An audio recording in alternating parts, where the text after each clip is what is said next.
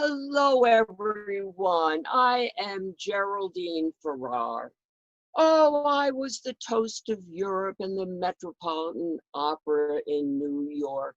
I was a world-renowned opera singer for so many years, and then the last part of my life I spent here over 40 years. West Lane and New Street in Ridgefield, Connecticut. Oh, I love this town so much, but don't mix me up with Geraldine Farrar. She was the woman who was nominated to be the first vice president of the United States. We had different careers. Let me start at the very beginning. I was born in the late 1800s in Melrose, Mass, right outside of Boston. My father was a major league baseball player. Well, I didn't get any of his athletic ability. Now, my mother, on the other hand, was the soloist in our church choir. And oh, since I was a little tiny girl, I was singing with this choir, and everybody was just amazed at my voice. And by the time I was 10, 11 years old, I was going to Boston, and I was training with the best voice teachers possible. Well, I was so good, I then transferred, and my family went to New York for my lessons. And then when I was 14, they said, oh, Geraldine needs training in Europe. So they took me to Europe for the finest voice coaches that could be found. Well, by the time I was 15, I was giving professional concerts in Europe. And by the time I was 19 years old, oh, I was playing 30 different roles over 15 years. Oh my goodness, I had played over 6,000 performances. I started in Berlin, and after Berlin, I went to Monte Carlo, and I went to Prague, and I went to Poland, and I went to Stockholm. 80 different countries I performed in. Oh, I did come to the United States in 1906, and I was forever on the stage of the Metropolitan Opera. I played Juliet for so many times in Romeo and Juliet. I was best known for Madame Butterfly lead, however. Oh, how I loved that lead. But my favorite, my most favorite, was the Goose Girl with the geese, and I trained them and I loved them. This was such a favorite role of mine. Well, what happened to my operatic career? It was wonderful for 20 years, but we didn't know about the voice at that time. It was a sensitive instrument. You had to take care of it. You couldn't do constant operettas and operas. You had to have health issues aligned with exercises for your voice, and we didn't know that at that time. My career ended. But why was I also so successful? Well, I was in the golden age of opera. And at that time, the women, and particularly the ingenues, were not particularly attractive. They were big boned and strong and had great volume in their voices. I was different. I was tiny. I was petite. I could move. I had beautiful curly brown hair and big brown eyes. And they called me the ravishing beauty of opera. Well, I don't know how ravishing I was, but I certainly looked quite a bit different than many of the opera stars at that particular time. My voice was not as strong. So instead, they said to me, oh, Geraldine, you know how to emote, you know how to act, you know how to move and show emotion. We want you to go into silent movies. I can do that. I became a silent movie star. Oh, I loved this role as well. And I didn't have to use my voice, and I didn't have to learn all of these songs. While I was becoming and was this wonderful silent star, I met my husband, Lou Telegram. Oh, he was so handsome. He was so romantic. I was so in love. Our marriage was very short-lived. Oh my goodness, he was such a womanizer. We divorced almost immediately. But, you know, I had so many memories. I had had a relationship in Europe with the Crown Prince Wilhelm of Germany. I had played against Henri Caruso, and Enrico and I had a wonderful relationship of a romantic type. Arturo Toscanini, oh, there were so many men that I had relationships to remember from when I was in Europe. Oh, it was great because when I was in the opera, I also had an entourage. They were the women that called themselves the Jerry Flappers, and at the end of a performance, they would carry me out on their shoulders cheering. That was a great life. But I was tired. Oh my goodness, I had never had a childhood. I worked constantly.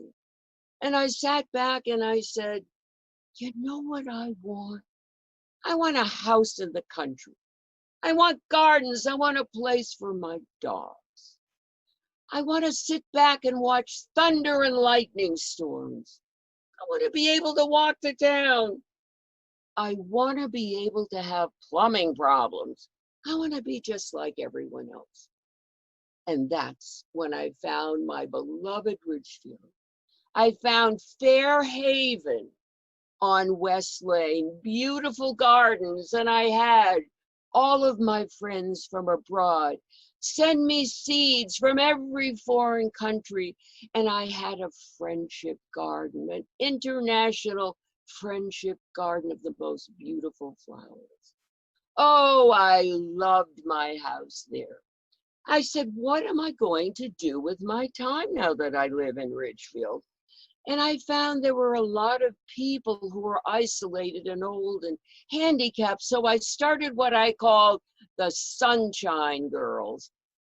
What we would do, we would provide food, take meals to the people. We would provide transportation for them. We would just sit and talk to them. Today, we have rides for Ridgefield. We have Meals and Wheels. Well, that's sort of like what I actually got involved in when I was in Ridgefield. Now, what also happened was there were no real musical events in Ridgefield. Oh my goodness, I had to do something about this. I had friends from all over the world. These friends from all over the world agreed to come and sing in Ridgefield, in homes, in the park, in the auditoriums. And after I ran out of friends, I would fundraise. So there was always music in Ridgefield. I was not allowed to sing and give concerts in Ridgefield. It was part of my contract. But what we did whenever there was an event in Ridgefield, we would have the national anthem. And the person in charge would say, we're going to do the national anthem. And Geraldine is going to sing the lead, and you're all going to hum or go la, la, la, la, la. And my voice would come out, and everyone looked so forward to that. Well, then the war came, and everything changed at that time. Well, I started out with pricing and changing prices for war-related goods.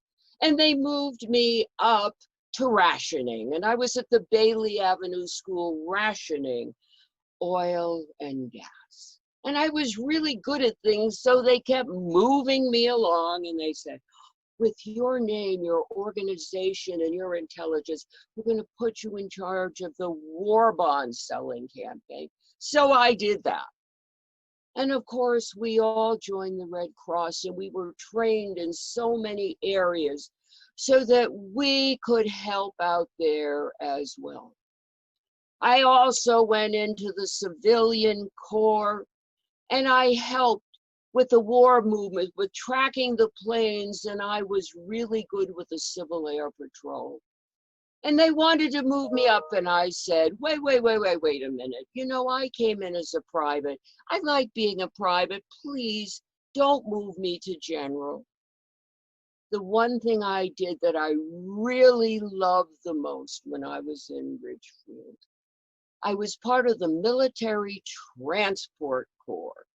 We took people from the plains in New York City. We transported them to the local hospitals. We took them to their appointments.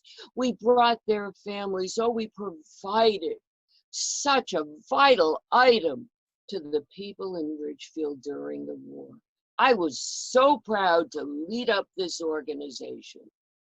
At the end, we had a little bit of money left from our fundraising, and people said, let's throw a party. And I said, no, we're going to leave a monument to the people that passed and to the women that served him as part of military transport. The big clock in Ridgefield. Well, what we did with that big clock in Ridgefield, we donated it to the town in memory of that particular time period. Well, again, after the war, after the Red Cross, after the Civil Air Patrol and the Rationing Board and war bonds, the war had ended. I had to change again. This time, I decided, what am I going to do? Yes, I still had the Sunshine Girls. I joined the garden club. I became a major factor there. I became very involved in the district nursing association because I had gotten such training during the war from the Red Cross. And I found, yes, from the war bonds that I was so good at fundraising. I did fundraising for the District Nursing Association. I was the finance director for the Girl Scouts. Oh, I believe so strongly in the power of women. I loved the Rotary Club and all they did internationally, and I was a fundraiser for them. I also saw how important the fire department was to the town of Ridgefield, and I was behind them. Oh, I was even put in charge of Japanese beetle control. I don't know how good I was at this, but I tried to help wherever possible. At the end of my career, it was me and my dogs. I always had 8 dachshunds. I moved to New Street. Now I know you're going to think this is a little strange. Each time one of the dachshunds died, their ashes would be put in a special little urn and embedded in my stone wall so that my fleet of dogs were always with me. And I always threw great birthday parties for my dogs with swimming and games and biscuits and all their friends. I was 75 years old, and the town said, it is time to celebrate Geraldine. They threw me the best birthday party of all time. It could not have been better. So at the end of my life, I had albums. I had so much music. I had so many movies. And I got my Star of Fame. In Hollywood, my beautiful Star of Fame for my days in silent movies. I had a wonderful life.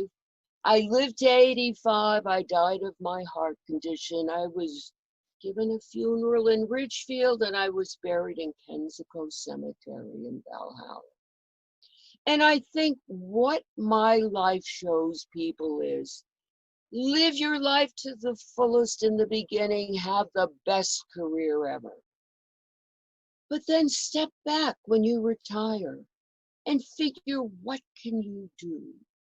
I filled my life with so many wonderful projects here in Ridgefield. And you know what? I was just as happy with the last half of my life here in Ridgefield as I was when I was a famous, well-known, world-renowned opera star.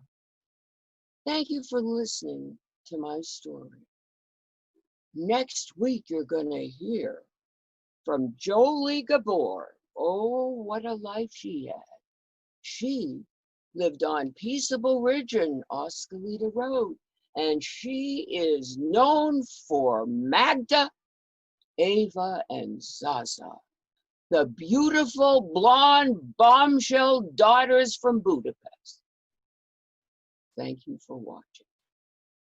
Goodbye.